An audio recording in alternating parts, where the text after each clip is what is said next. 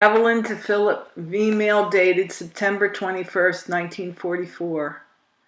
Dearest Phil, I have reason to be very happy this evening. There was quite a bit of mail for yours truly. Your 2 letters of September 12th and 13th, for which I hereby give you a big hug and kiss. A nice letter from Snuff, who tells me that he dropped you a few lines. A New Year's card from Faye, and a letter to the family from our Jack with 2 pictures enclosed. Jack looks wonderful and writes an optimistic letter. You ask about Betty's brother Abe. He was injured several times, not seriously, and had a touch of arthritis and a similar breakdown as Eddie is having now. He's okay now, but you can see that he is still far away. The family pay no attention to him, and he does as he pleases when he pleases. He was in the hospital and a convalescing home for months before he was shipped back to the States. Thanks for cautioning me about becoming impatient, but it is very difficult for me to feel otherwise under the circumstances.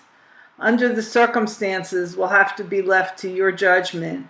But each day is an eternity for me, and I can hardly wait for the day when you will return. Phil, if only you knew how grateful I am that I am away from the house all day long. But I'd rather not talk about it now, and I can wait, especially when I have to. It will make our reunion that much sweeter and closer, and I like that.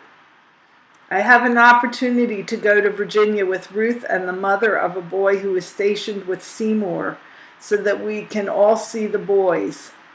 This fellow and Seymour are very chummy, and being that his mother is driving down, she thought she would ask some of my brother's family along.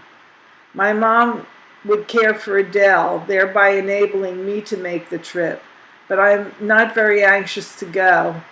I'll let you know if I decide in the affirmative, but in the meantime, I'll just drop the whole thing. I had a very busy day again today, but I didn't mind it as much as yesterday. Mr. Bellet certainly did a whopping business these past 2 days. Harry is having trouble getting into the union, and he got wind of the fact that his boss was intending to can him. He and Goldie have been discussing what he should do all evening, and he may throw up the job. I don't care what happens. I'll just tell you the outcome or the facts, as I always try to do. The bench collapsed, and I think it can be repaired if given a little attention. Mom is rather attached to that bench and hated to see it go.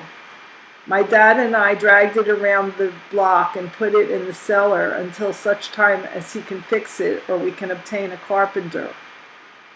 Diana is coming along nicely and is getting lighter of complexion and hair, though she is still much darker than our Adele.